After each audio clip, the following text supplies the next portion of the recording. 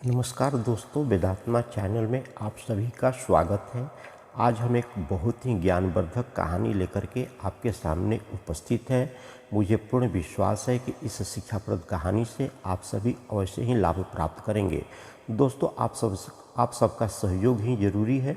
कहानी पूरी सुने, कहानी को बीच में छोड़कर मत जाए, क्योंकि कहानी मात्र 5-6 मिनट की है, ज्ञान से परिपूर्ण है। पूरा कहानी सुने, एक लाइक, शेयर, सब्सक्राइब, कमेंट जरूर करें। आपके सहयोग से मेरा मनोबल बढ़ता है। तो चलिए कहानी शुरू करते हैं। विनाश का कारण क्या है।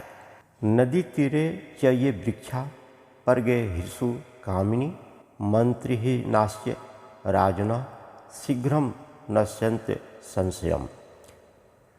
नीति के वचनों के क्रम में यहाँ उपदेश कर रहे चाणक्य जी कहते हैं कि तेज बहाव वाली नदी के किनारे लगने वाले वृक्ष, दूसरे के घर में रहने वाली स्त्री, मंत्री से रहित राजा, लोग ये सभी शीघ्र ही नष्ट हो जाते हैं।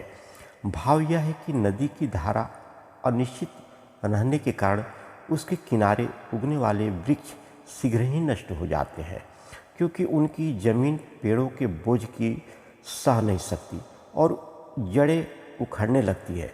इसी प्रकार से दूसरे के घर गई हुई स्त्री भी चरित्र की दृष्टि से सुरक्षित रह नहीं पाती, उसका सतीत्व शंका के दायरे में आ जाता है।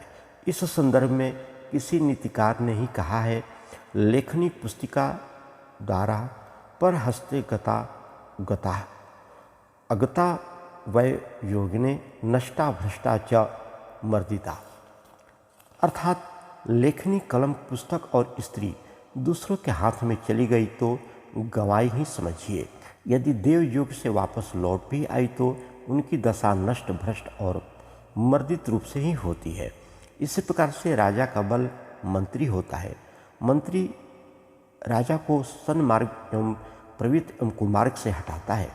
उनका न होना राजा के लिए घातक है। इसलिए राजा के पास मंत्री भी होना चाहिए, तभी उस राज्य का उत्थान होगा, प्रगति होगा। व्यक्ति का बल क्या है, तो चाणक्य जी कहते हैं श्लोक के माध्यम से कि बलम विद्या च विप्राणम राज्ञ सैन्यम बलम तथा बलम वित्तम च वैश्यानम शूद्राणम च कनिष्ठता। चाणक्य का कहना है कि विद्या ही ब्राह्मणों का बल है, राजा का बल सेना है, वैश्यों का बल धन है तथा सेवा करने वाले शूद्रों का बल है। अभिप्राय यह है कि ज्ञान विद्या ही ब्राह्मण का बल माना गया है। अध्ययन स्वाध्याय ही उसका मुख्य कर्म क्षेत्र है। उसी में उसे निपुण होना चाहिए, तभी वह आदरणीय होगा। राजा का बल उनकी सेना होती है, क्योंकि सैन्य शक्ति के बल पर ही वह अपने राज्य की सीमाएं सुरक्षित रख सकता है और अपनी राज्य की सीमा को बढ़ा सकता है। इसी प्रकार धन्य वैभव का बल तथा सेवा करना शूद्रों का बल है। यही उनके कार्य क्षेत्र का विशिष्ट है। दुनिया की रीति है, निर्धनम पुरुषम वेश्याम प्रजा भग्यम नृतम तजेत खंजा वित्त फलम वृक्षम भोक्त्वा चाभ्यागतो गृहम। चाणक्य कहते हैं कि यहाँ प्राप्ति के बाद वस्तु के प्रति उपयोगिता ह्रास के नियम को लगाते हुए कहते हैं कि यह प्रकृति का नियम है कि पुरुष के निर्धन हो जाने पर वेश्या पुरुष को त्याग देती है। प्रजा शक्तिहीन राजा को और पंछी फलहीन वृक्ष को त्याग देते हैं। उसी प्रकार भोजन कर लेने पर अतिथि घर को छोड़ देते हैं। अभिप्राय यह है कि वेश्या अपने पुराने ग्राहक को भी उसके करीब पड़ जाने पर छोड़ देती है। राजा जब बुरे असमय में शक्तिहीन हो जाता है तो उसकी प्रजा भी उसका साथ छोड़ ही देती है। वृक्ष के फल समाप्त हो जाने पर पंछी उस वृक्ष को त्याग देते हैं, दूसरे वृक्ष पर चले जाते हैं। घर में भोजन की इच्छा से आया हुआ कोई राहगीर भोजन कर लेने के बाद घर को छोड़ करके चला जाता है। अपना उल्लू सीधा होने तक ही लोग मतलब रखते हैं। यही प्रकृति की उपयोगिता है। समाप्त हो जाने के बाद वस्तु के प्रति बदले दृष्टिकोण का संकेत है। इस संदर्भ में यहाँ आचार्य चाणक्य ने कुछ उदाहरण से व्यक्ति के कर्तव्य पालन पर बल दिया है। धन के कारण वेश्या जिसके अपना प्रेमी कहती है, निर्धन होने पर उससे मुंह मोड़ लेती है। इसी प्रकार अपमानित प्रजा को प्रजा त्याग देती है और सूखे ठूंठ वृक्ष से पंछी भी उड़ जाते हैं, क्योंकि उस पर फल उनको नहीं मिलेगा। इसी प्रकार अतिथि को चाहिए कि वह भोजन करने के उपरांत गृहस्थ का साधुवाद करके घर को त्यागे। वहाँ डेरा डालने की न सोचे, नहीं तो ऐसा हो सकता है कि संकोच का त्याग करके उसे जाने के लिए कहना पड़े। उसे यह समझना चाहिए कि सम्मान की रक्षा इसी में है कि वह भोजन करने के पश्चात स्वयं जाने के लिए आज्ञा मांग ले। यही उचित भी है।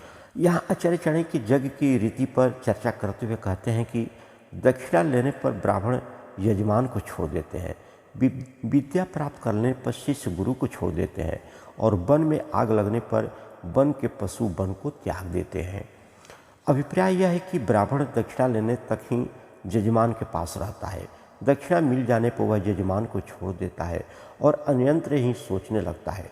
शिष्य अध्ययन करने तक ही गुरु की पास रहते हैं, गुरु की सेवा करते हैं। विद्याएं प्राप्त कर लेने पर वे गुरु को छोड़ करके चले जाते हैं और जीवन कार्य के प्रति विचार करते हुए अगली योजना में लग जाते हैं।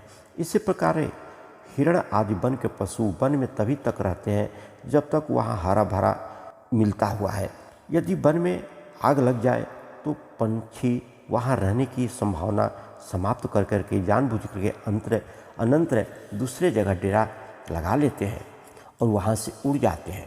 अर्थात व्यक्ति किसी आश्रय या उपलब्धि स्रोत पर तभी तक निर्भर करता है जब तक उसे वहाँ अपना लक्ष्य पूरा होता दिखाई पड़ता है।